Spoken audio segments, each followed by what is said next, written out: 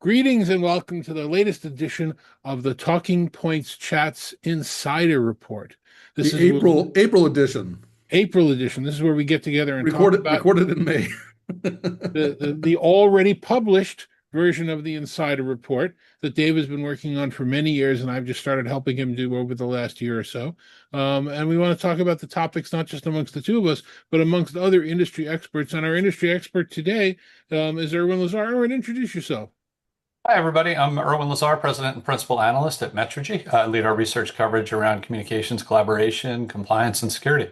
And you know who Dave and I are, but I'm going to flip this name tag up, which was actually in the April Insider Report. This is a feature which, you know, I've been ragging on Zoom a bit because they don't really talk about the collaboration as much as they talk about AI. This is amazing. This is a broadcast quality graphic that's in from a third-party company in their system, in their app store called VizRT is the company. I've known them for years. We worked on graphics at Times Square together. And look, you can get graphics, you can put logos up, you can put tickers and timers, and this is broadcast quality stuff. And Teams can't do this, and Meet can't do this, and they should be screaming this from the rooftop. So hopefully I'll help them get the word out. But I'm not going to leave it on because you know who I am. There's enough names on the screen already. Dave, why don't you kick us off? Tell us what the key topics were on the April. Well, the Insider Report in April, or the April Insider Report, I should say, was a long report. I don't remember April being that crazy and insane, but that report came out pretty long, so it must have been a crazy month. And so in this video, we'll go through just a couple of these stories, or more than a couple, and I'd love to get Irwin's take on some of these. I'm going to start off with the EU battery mandate. This story strikes a nerve with many people, but I actually really like the news. So the news basically is the European Union is going to require, starting 2027, that smartphones have replaceable batteries. Irwin, what is your take on this? I think it's probably not as big an impact as you would think, simply because Apple is largely exempt from it. As my understanding of the news is that if you maintain 80% of battery life after 1,000 cycles, you don't have to have replaceable batteries. So it probably impacts more competitor phones, which I think at this point largely do have replaceable batteries. So I'm not sure there'll be a huge impact from this, especially since it's not forcing Apple to open up their devices to allow people to replace batteries. Well, I guess it depends on how well you test these and whether you go by vendor claims or not. But regardless of whether Apple gets sucked into it in the first rounds or not, I actually really like this. Before the iPhone, before the current generation of smartphones, I used to always carry spare batteries with my cell phones and just swap them out halfway through the day and no big deal. And it's a feature I really miss, as my current smartphone is dead by the end of the day. And the way you charge it when you're out and about by plugging into a big giant battery or whatever, it's just not very elegant at all. Mr. Danto, what are your thoughts? Well, you know, I'm with you, Dave. I used to carry spare batteries all the time, but probably about 8 or 10 years ago, I switched over to this kind of stuff, which is the battery case. So I slap one of these things on my device. I carry spare battery cases. Like when I'm going out to a conference all day, I'll put a spare battery case in case the battery case dies. And I have to this day never used it, ever. The only time I've ever switched to the spare battery case is when I go back to the room, my room at night to freshen up, and I'm going to evening events. I'll switch to a fresh battery just to have it, but I actually really didn't even need to do it then. So I'm kind of over prepared. So I don't mind the wait. A lot of people do. A lot of people mind the fact that this is, and the other thing that you have to think about, and this goes directly to what the European Union did the last time about connectors, is when you start adding universality, you add a factor of commerce that didn't exist before. I can now go into any airport store and buy a cable for my phone because they're pretty much all USB-C now, which came out of a ruling for the EU. If the replaceable battery thing happens and it affects Apple, again, with, Irwin said it didn't, but now I can go in and get a charged battery somewhere, at the corner store. That's a vending machine. Yeah. So as opposed to having to carry and return a charger or some other piece of device or whatever. So I think the universality is a good thing. And I think, bravo to the European Union for leading a lot of these initiatives, because I think this is important stuff. I agree. It is. And there's a theme out of Europe, I think, too. But let's go on another story here. So, another story was that Cisco decided to end of life the Desk Mini. I've the Desk Mini, if you don't recall, is a desktop video device. We could do calls, I could do videos, and it was cute. It was small. It was colorful. Came in bright colors. Um, Seems to me there's a lot of Cisco products in the home, but every time Cisco tries to make a home product, it fails. Mr. Danto? Every time anybody tries to make a home video product, it fails. There hasn't been a successful one yet, partially because we're all just very happy to use our PCs at home. But the real answer is that nobody's made a good home ecosystem. I loved the Desk Mini. Everybody loved it when you looked at it, but it couldn't tell me who was at the door, and it couldn't tell me the sports scores, and it couldn't play my music for me, as well as do high quality video conferences, as well as answer my extension. Nobody's created that operating system at home. Facebook tried it with the Portal, and the Portal fell apart and didn't work. I have Alexa, Echo, Amazon devices throughout my house. It only didn't go off because I've changed the keyword down here in my office. But the truth of the matter is they're terrible. And now that they've come out with Alexa Plus, it's worse. All of my home integrations didn't work anymore when I switched to Plus. I had to downgrade. So I don't think it's so much the device. They had the Desk Pro, the Desk, and the Desk Mini, and the Desk Mini was the obvious loser here because it needed that ecosystem that no one's created. Irwin? Yeah, I think the one real potential use case for it was as a kiosk, somewhere in a virtual receptionist type scenario where you walk into an office or you want to get information or something along those lines. But, that requires software partners that can deliver the functionality that it would need. And, again, you're competing with an iPad, which is kind of the standard device for those scenarios these days. Yeah, no, Cisco always showed it. It was so colorful and cute, Cisco showed it like in a kitchen or something. And I think Mr. Dano's point was great because if you're going to have a kitchen console like that, you want to be able to watch YouTube channels and you want to be able to do other stuff with it. So, but that device just doesn't really exist other than the iPad or any of the Surface tablets or the not Surface, but tablet type of computers. All right. So, what else did we cover in April? We covered the token prices, AI token prices. There's always been this assumption, and we've been dealing with AI as the headline story on just about every press release for the past. Excuse me, I'm cooking. But AI has been the cover story for the last 3 years or so for just about everything. And there's always this assumption that the cost of AI is going to go down. And I think, and call me crazy, won't be the first, that the cost of AI is actually going to be going up. What are your thoughts, Irwin? I 100% agree. I think there's been, we've seen it in our research that companies are increasingly concerned about token prices. I think that the big challenge you see now is that the SaaS world is moving from fixed per month, per user billing with a set of features to this AI model where you're paying on a per use basis. And it's really hard to budget for that. We're finding and hearing stories of companies that are blowing through their entire AI budget in 6 months. If the ROI is there, you can justify that additional spend. If it's not, you find that it becomes a bit of a challenge. On the flip side of that, I think that a driver for increasing AI costs will continue to be energy cost, data center cost, and we're seeing a lot of pressure, at least here in the US, a lot of blowback against expansion of AI infrastructure, aka data Oh, centers. come on, Irwin. What do you know about data centers? You don't know anything about data centers. Yeah, I live in Northern Virginia, the data center capital of the world.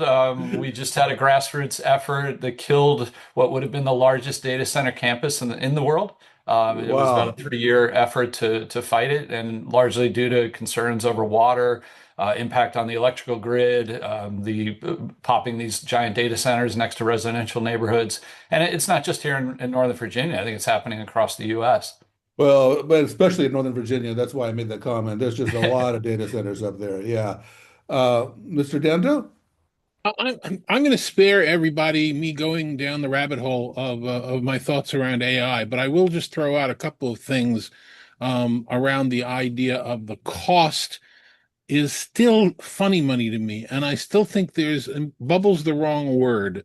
But just in the last couple of weeks, we've had OpenAI exploring legal action against Apple, which is something we're covering in the May Insider Report. We've had Elon Musk trying to sue, losing his court case and resuing OpenAI. We've had reports that Microsoft Copilot is only being productively used by 3% of paying users. There's a lot of monetization in the entire AI space that I think is amorphous. The cost of tokens, the profits, somebody's going to have to open up the books at some point, and I think it's a house of cards that's going to collapse. So again, I'm going to spare everybody going down the rabbit hole or the rat hole here, but something doesn't smell right, and I want to keep watching it. Have you heard the term token maxing? I just came across this recently, which is the idea that companies are rating employees based on the amount of tokens they use, which then runs into the issue of, okay, what happens when you can no longer afford to pay for those tokens? So there's that, yin and yang of we really want people to use AI and we're going to monitor their consumption of tokens as a way of hopefully encouraging them to use it and evaluating their use of AI. And then on the We flip really side, want you to use it this much, much. right. And then on the flip side, you say, well, oh no, you stop using it because we can't keep paying for it. Yeah, Yeah. there's something weird here, and if it quacks like a duck and waddles like a duck, let's just see what happens over the next couple of quarters. Well, the problem for our industry, of course, is that a lot of the particularly the CCaaS but the UCaaS providers are using these AI services often at a flat rate, but their costs are not flat rate, and so they're paying back on the back end usage fees, and so that's the problem with the flat rate per seat model, and that may be another conversation coming up in another insider, but. Now, April had a couple of big events. David, you went to some event, NAB. I don't like the name of that. Why don't you tell us about NAB? We generally refer to it as the NAB conference. I'm unpacking something as we talk. NAB was an interesting conference. I've been. It was my approximately my fifth decade going to the show. I've been there a lot.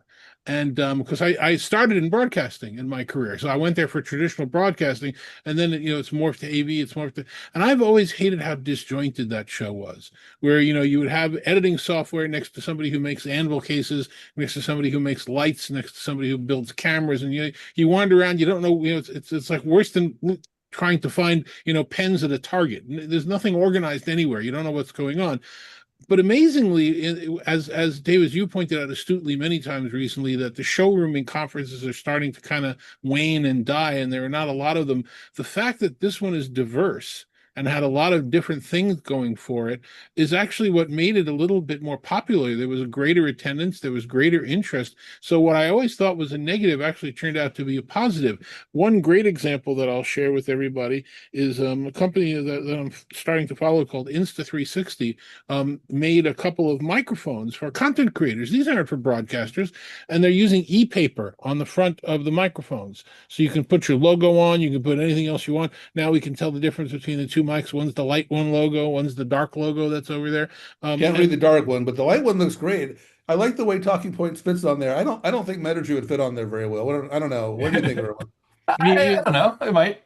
A little smaller name. My point is, you kind of find the things that you're looking for at that show, and it turned out to be a very good show. I think it's going to be around for a bunch more years. So I enjoy that. Again, visiting with older broadcasters, visiting with people. That company that I showed you that did the logo on screen, VizRT, they're a broadcast graphics company. Old leaders from Chiron are now there, were there and started the company up. But now what is broadcasting? What is collaboration? What is AV? All this stuff is kind of blending and meshing, and we're all broadcasters now. We're all content creators. Were Cisco and Zoom there? Out of curiosity. They were in attendance, but they weren't showing. Cisco has had a booth at that show in the past, but they did because I think they're gearing up for Cisco Live and Infocom in June. I asked that because, as most of our readers know, both Zoom and Cisco have won Emmys for contributions to broadcasting. And so Cisco won one for its contributions to the AV1, and Zoom won one for their broadcast contributions to broadcasting APIs or something like that. I'm not 100% sure what it was. But It it was seems some of like their that's the ISO show they'd be recording at. capabilities, some of their ISO recording capabilities for broadcasters. Yeah. Okay. So, but you didn't see them exhibiting there. Um, I did not. all I might have right. missed it, but I didn't. What the other big show took place in April was the Microsoft 365 Community Conference, and Irwin and I were both there. Holy cow! Look at that. So, and honestly, the most interesting thing I found there was Irwin. It was a fantastic conversation. No, it was actually a really good event, and it was great. For me, it was great because. Um, it was a great way for us, and I don't want to speak for Irwin, but he'll speak for himself in a minute, to catch up with Teams because Teams has kind of disappeared from the conferences. Obviously it wasn't at Enterprise Connect, but it doesn't get as much attention at Ignite anymore. And so where do you go for a Teams keynote? And they didn't disappoint. They had a keynote, and Teams was a major a part of that keynote. So it was great to catch up with the Microsoft crowd. What was your take, Irwin? Yeah, I agree. Notably absent from Enterprise Connect this year, notably absent from Ignite.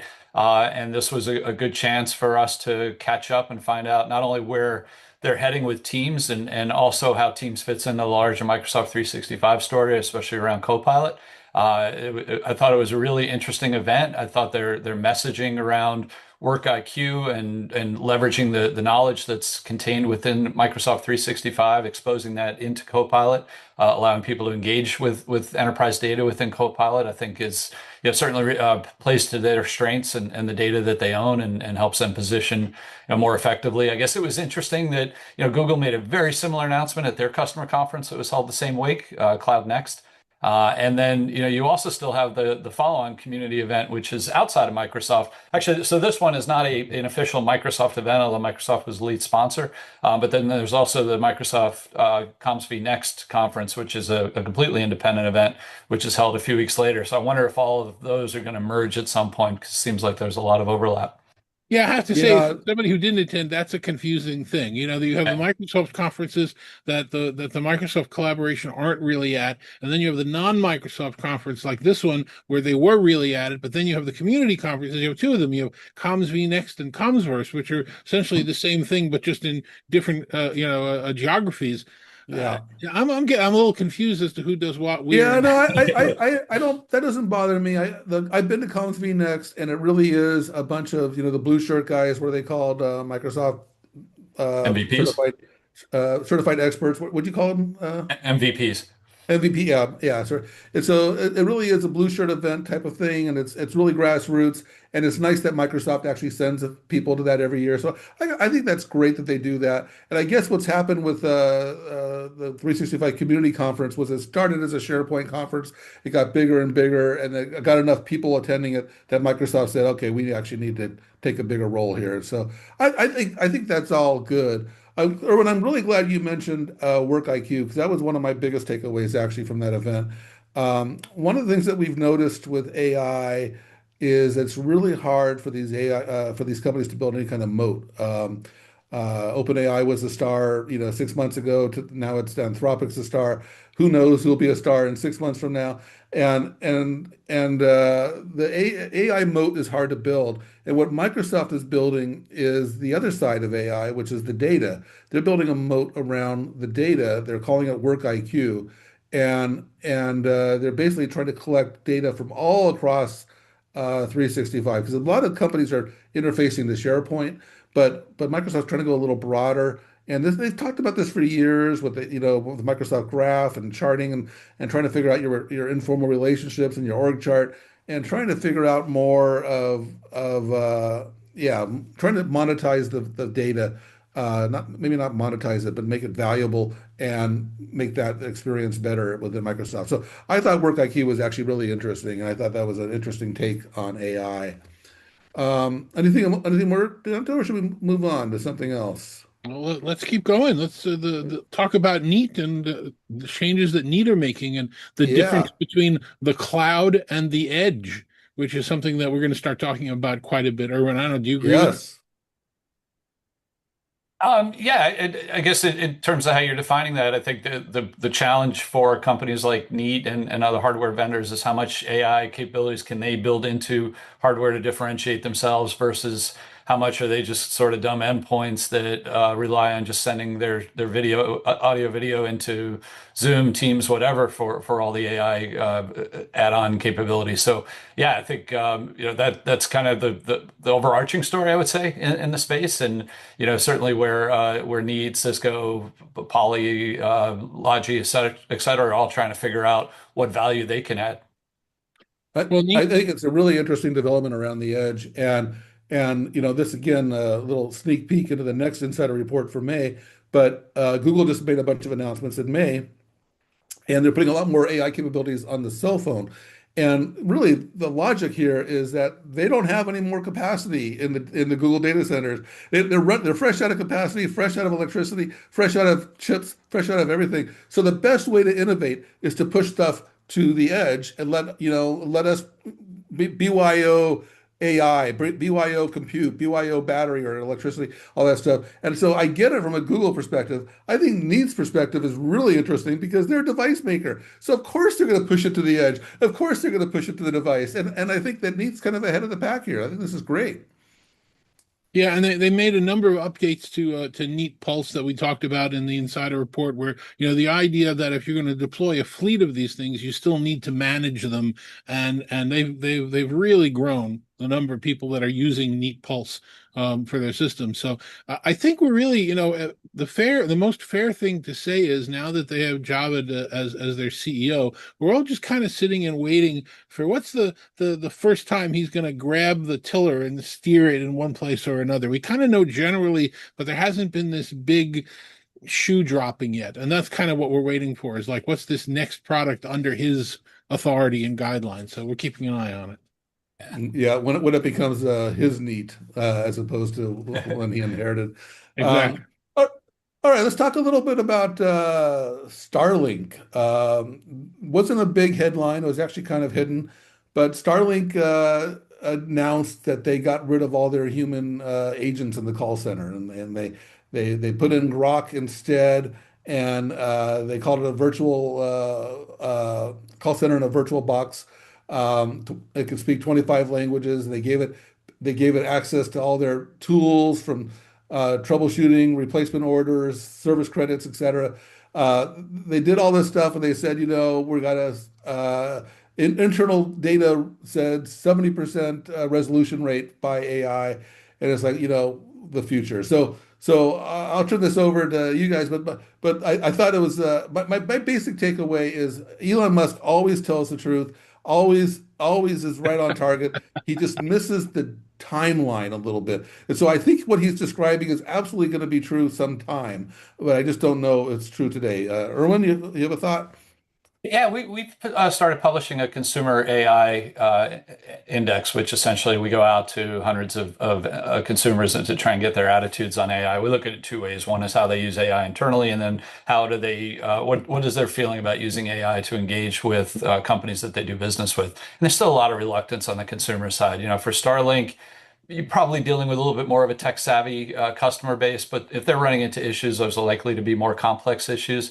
What we find is that people expect to be able to escalate to a human. They expect to be able to easily do so. And if Starlink, and I apologize, I'm not super familiar with the announcement, but if they completely eliminated all their human all their human agents, and you said there's a 70% resolution rate in the Yeah. newsletter, what happens with those other 30% of calls? Does that become a huge challenge to find somebody who can handle those? So Yeah, yeah, I that's the tend to part think. where the future date, the future announcement and the current announcement are a little bit out of sync, and so Yeah. yeah, that other Yeah, 30%, anybody yeah, who's bragging about even a 90% resolution, and when it it's customer facing customer support has actually never been in a customer facing customer support role. They don't understand that that last 5 or 10% will absolutely kill you.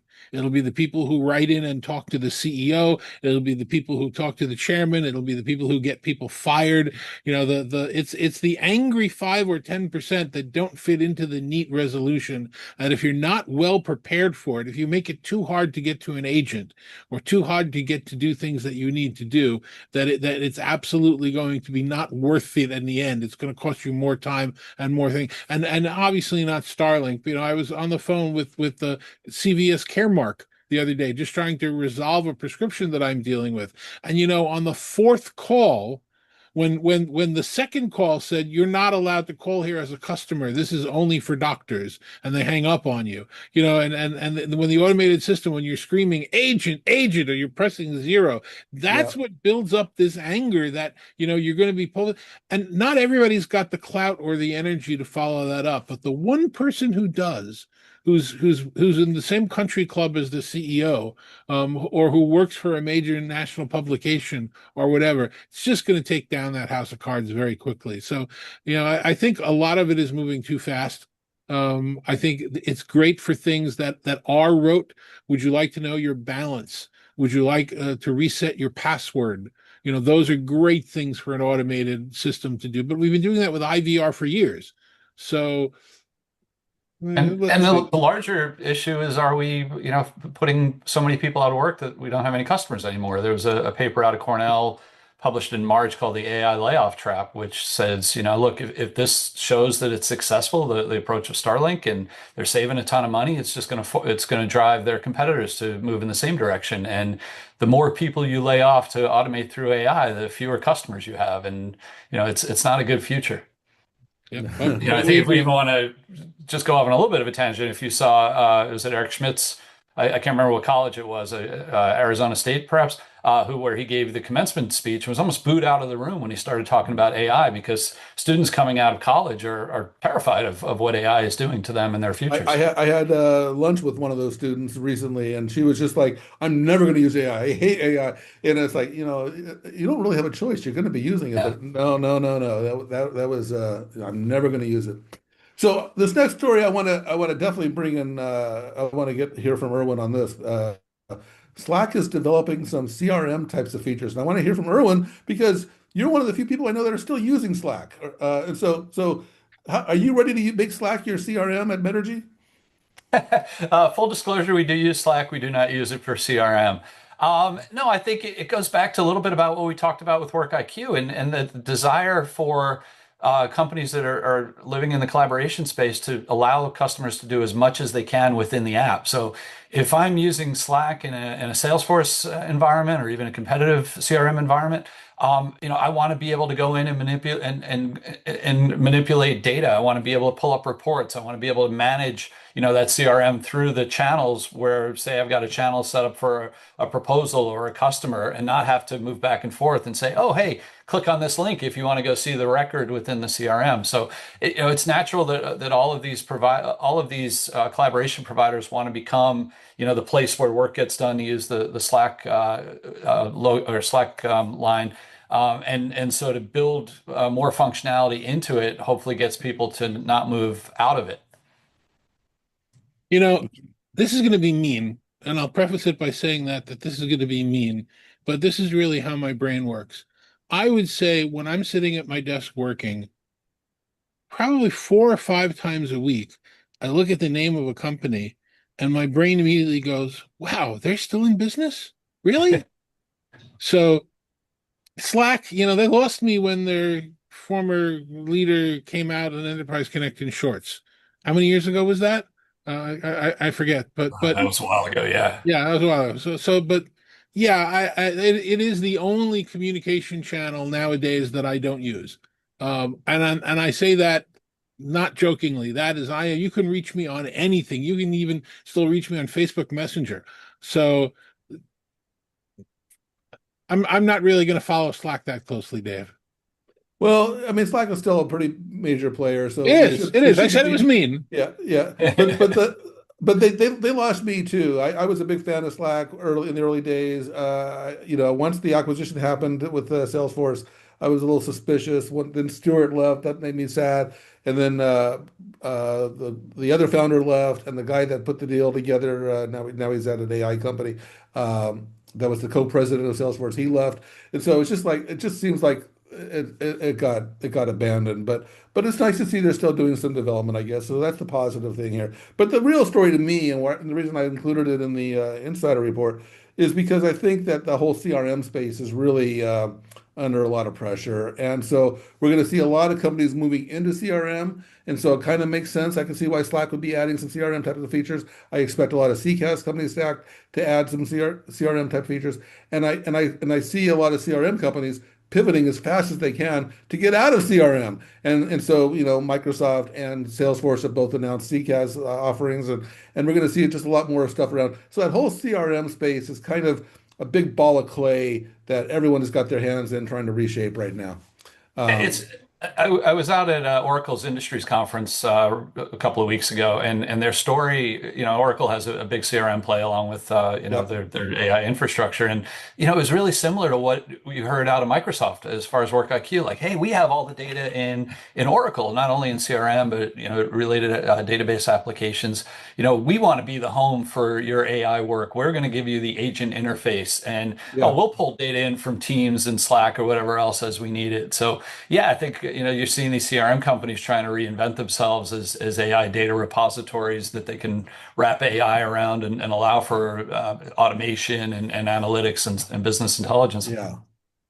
Yeah, no, I had the interview with Jeff Lawson from Twilio that posted in May, and he touched on this because we talked about Salesforce, we talked about CRM, and the basic issue for me is that the CRM companies are trying to preserve their revenue, so they want to add CCaaS to kind of maintain their revenue and grow their revenue.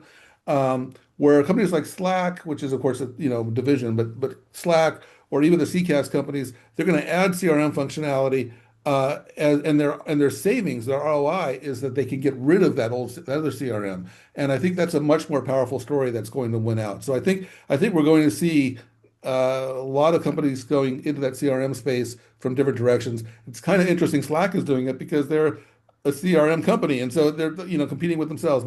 But sometimes you have to do that, and so more power to them, I guess.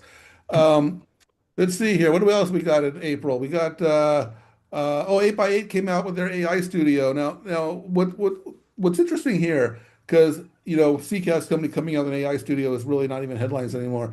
But what really came out of this is that it's such a native development and kind of a smaller company. And I talked to Sam about this, the CEO at 8x8, and he was talking about how it is just completely exceeding customer expectations. And it sounds like the pace of AI and how quickly things are changing in AI is going to be definitely accelerating the pace of CCaaS and UCaaS. That was my thought on that. Yeah, I think you nailed it in the Insider Report where you mentioned the key differentiator is it allows anyone to create, to build, test, and deploy AI agents. It's not designed for IT. It's a very conversational style interface.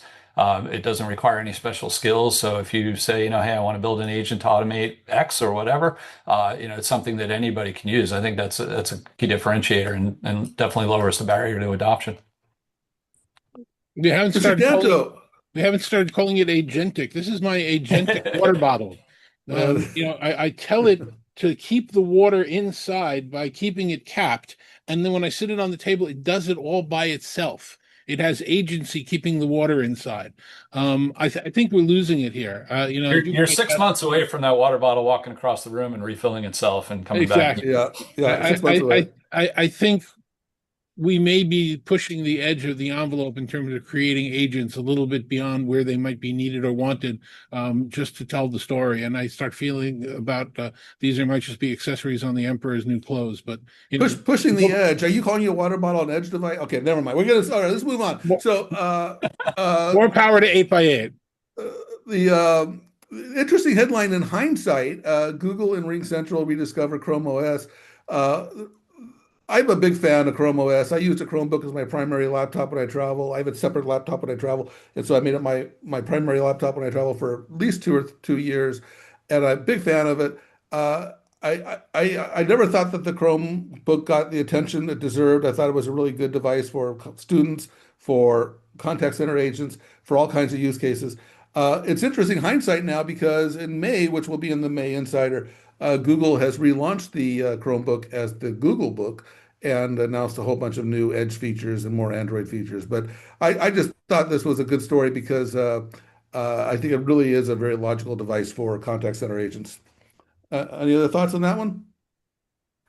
I think that Chromebooks are terrific for people that are not comfortable or familiar with managing Windows or Apple or Mac apps. I just got one from my 90-year-old cousin.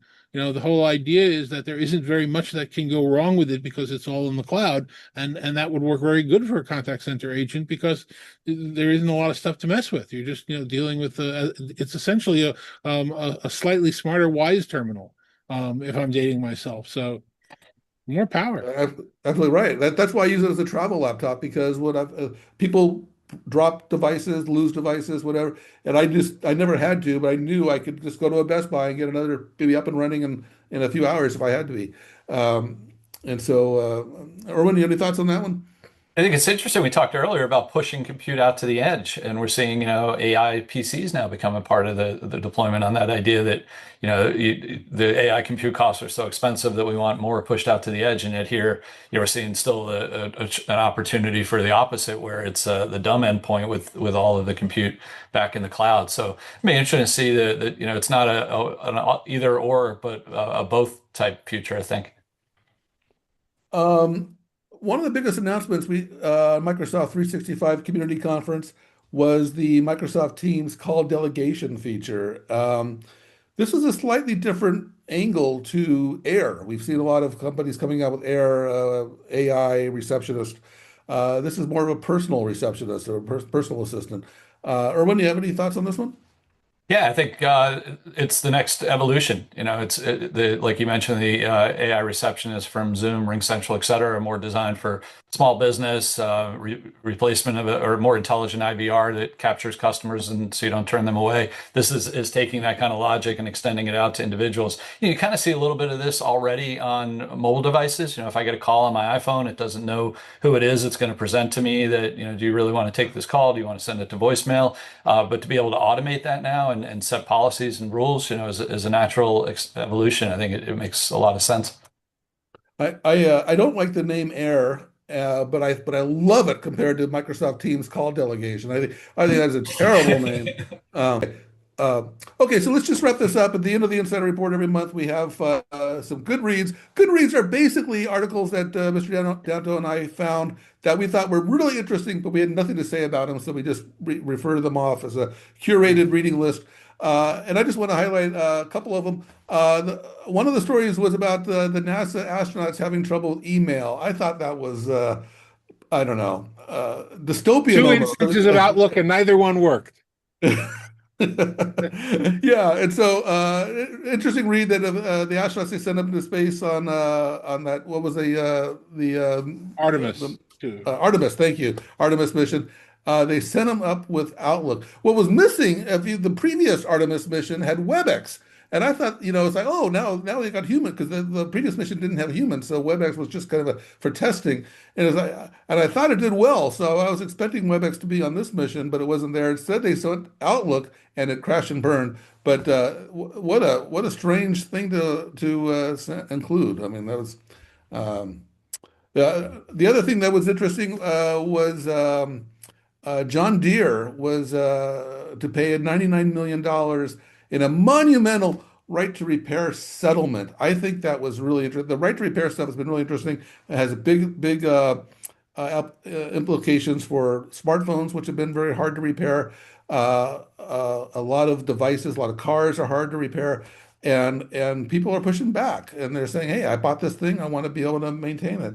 And John Deere has been one of the worst about this because farmers cannot update or control or manipulate their equipment without John Deere's approval, and they can't even take it to a local shop.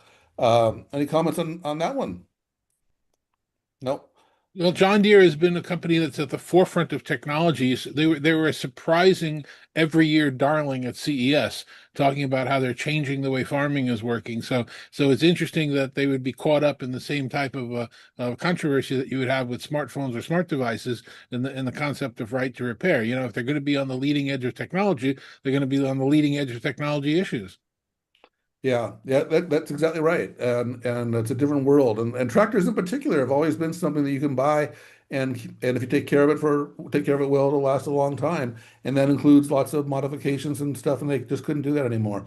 The last thing we put in there in the Goodreads section was actually a series of 3 posts that all took place around the same time that were all kind of a nostalgic history of telecom history. There was one in the Wall Street Journal, from the telegraph to the smartphone, how information technology unified a nation. I thought that was really interesting. There was a Versions podcast that paid a tribute to the AT&T iconic phone, basically the 500, I think it's called, the push button standard analog phone. And Wired had a really interesting article on the undersea cable, the original undersea cable that made global internet possible. Time to say goodbye to it. Ended its lifespan. But we had 14 good reads in the Insider. So even if you don't like the Insider, you might like the stuff that we other people wrote that we highlight there and curate for you. Well, Dave, the articles on the history of telecom are very important. I know I keep a copy of the original Bell system, one of the original Bell system logos there with a payphone behind me.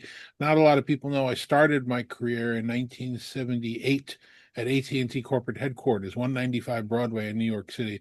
And after all of these years of being a four-wire guy and having all my butt sets and everything else, this last month, we didn't put in the Insider Report. I don't know why people didn't think it was news. I finally disconnected my landline at home. I was chugging along with it when they retired copper. I felt really bad because that was the most reliable service coming into my house. So I was just on my Verizon FiOS. But then when FiOS, and I was thinking about disconnecting it for like 2 years. Irwin, I think you saw that I had a poll out there a little while ago, and should I keep it if everybody's got their own mobile device? And when the last bill came out that they were actually raising the prices $5 a month, I said, all right, that's it. I mean, $5 is not a make or break, but $30 a month for a line that I can't block a call from Cincinnati. Somehow the Bell system now thinks that plots of land can make phone calls. It was time. And I don't think landlines are going to be around much longer. Well, you got to pull all that copper out because it's trading really high right now. The price of copper has gone Oh my really God, high. I got breadboard panels I can take out of the house. Really good idea. We had ISDN coming in here at one point. That's a lot of wires. Yeah. Actually, I had a ton of copper when I moved that I took the recycle place and they wouldn't take it, copper cable, and they wouldn't take it. And they wanted me just to throw it away. And I refused to because no, this is copper, man. This is worth something. I'm not going to throw it away. So anyway, that is what we're going to cover in this Insider. It was, I think 14-page report. It covered a lot of stuff. We just scratched the surface. So happy that Irwin could join us on this. We have even covered, Irwin, we have even covered in the past Metrigy headlines sometimes. And so, but we always try to cover the most relevant and important news of the month. Every month comes out the first week of the following month. And so the next Insider Report will come out the first week of June, and it will cover the wonderful month of May. Thanks for And it's watching. halfway done already. Halfway done already. Thank you for watching.